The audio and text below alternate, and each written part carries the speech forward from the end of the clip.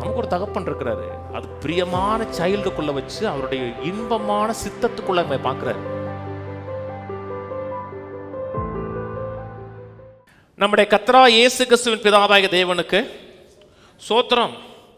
அவர் கிறிஸ்துவுக்குள் உன்னதங்களிலே ஆவிக்குரிய சகல ஆசீர்வாதங்களால் நம்மை, இது டெஸ்டினேஷன். கிறிஸ்துவுக்குள்ளாக தேவன் நம்மை வைத்திருக்கிற இலக்கு என்ன முன்குறிச்சிருக்கிறார்? ஆவிக்குரிய சகல ஆசீர்வாதங்களால் நம்மை முன்குறிச்சிருக்கிறார். யாருக்குள்ள?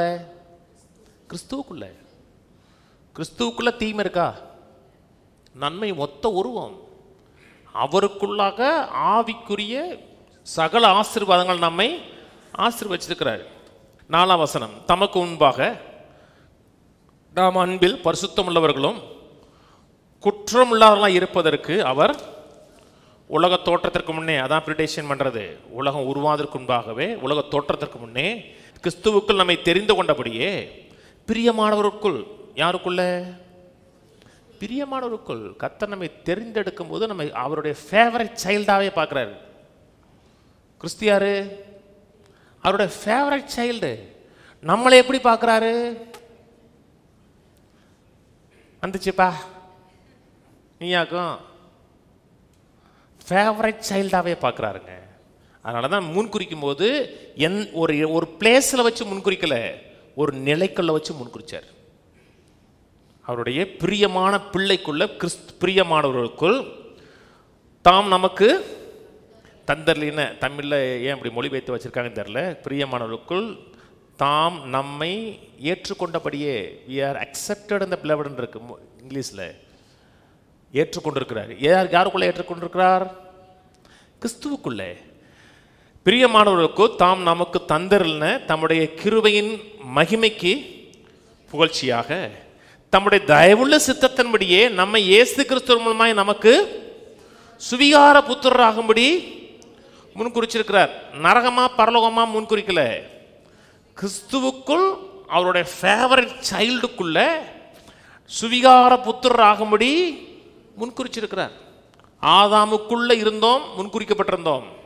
கிறிஸ்துவுக்குள்ள முன்குறித்தோம். ஒரு காலத்தில் கோபாக்கினின் பிள்ளையா இருந்தோம். இப்போ கோபாக்கினின் பிள்ளை இல்லை, கீழ்ப்படியாமின் பிள்ளை இல்லை, கிறிஸ்துவுக்குள்ள நம்மை முன்குறிச்சிருக்கிறாரு.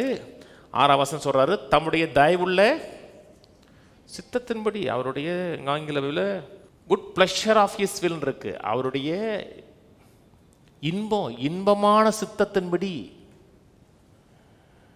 நம்மை குறித்து அவர் வைத்திருக்க திட்டம் முழுவதும் இன்பமானதுங்க. உங்க வாழ்க்கையிலே ரொம்ப முக்கியமான ஒன்று ஆண்டவரை விட்டுருங்க.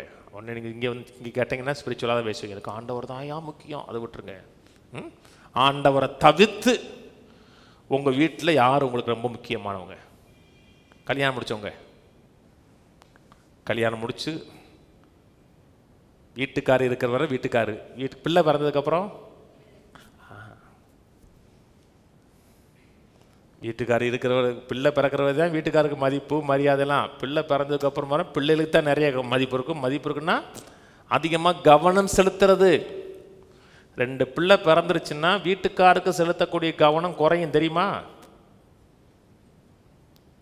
பெற்று பாருங்க தெரியும். வீட்டுக்காருக்கு செலுத்துகிற நேரம் அப்படியே குறையும், பிள்ளைகளுக்கு தான் நேரம் செலவழிப்பாங்க.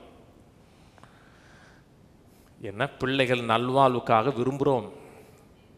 எந்த தகப்பனும் பிள்ளைகள் எவ்வளவு தீமை செஞ்சால் கூட பிள்ளைகள் மேலே ஒரு தீமையான நோக்கம் வைக்க மாட்டான். உன்னை எப்படி நாசமாக்குறேன் பாரு அப்படின்னு எந்த தகப்பனும் சொல்ல மாட்டான். வைத்திருக்கிற அத்தனை திட்டங்களும் பிள்ளைகளுக்கு நல்ல நோக்கங்களை கொடுக்கணும், நல்ல எதிர்காலத்தை கொடுக்கணும், நல்ல வாழ்க்கையை கொடுக்கணுங்கிற எண்ணம் தான் இருக்கும். நமக்கு ஒரு தகப்பன் இருக்கிறாரு. அது பிரியமான சைல்டுக்குள்ள வச்சு அவருடைய இன்பமான சித்தத்துக்குள்ள நம்ம பார்க்கிறாரு. நான் சொன்னது புரியுதுங்களா? கர்த்தர் நமக்காக வைத்திருக்கிற எந்த ப்ரீடெஸ்டினேஷன் தீமை கிடையாதுங்க. எதுவுமே வியாதியோ வறுமையோ தோல்வியோ எதுவுமே கிடையாது. எத்தனை வந்தாலும் மேற்கொள்ளணும், ஜெயிக்கணும், குமாரனை போல இருக்கணும். காற்றும் கடலும் கொந்தளிச்சா கூட குமாரன் மாதிரி ஜெயிச்சு நின்னீங்கன்னா வெல்டன் பாரு, வெல்டன் மை பாய் பாரு. அந்த நேரத்தில் ஆண்டவரே ஏப்பா எனக்கு இவ்வளோ கஷ்டத்தை கொடுத்துட்டு சோதிக்கிறீங்க, நான் என்ன சொல்றது, எனக்கே இவ்வளோ கஷ்டம் வருது, என்னையே இப்படி பாடும். அது குமாரனுடைய சாயலே கிடையாது. குமாரனுடைய சாயல் அத்தனையும் மேற்கொண்டு நிற்கிறது. எதனையாச்சும் ஏசு கேசு போனோம்னாராங்க, யாருமே எனக்கு இல்லை அழுதாரா? எல்லாரும் போனால் கூட நானும் எங்கள் அப்பா இருக்கனாரு.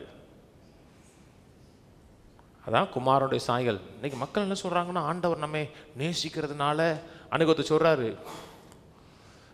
ஆண்டவர் நமக்கு ஏன் சில கஷ்டங்களை துன்பங்களை கொடுக்குறாருன்னா நம்மை நேசிக்கிறாரு. ஏன்? நீ பெருமை பிசாசு மாதிரி போயிடக்கூடாதுக்கா கொடுக்குறாரு. கர்த்தரை குறித்து நல்ல எண்ணம் இல்லை உங்களுக்கு.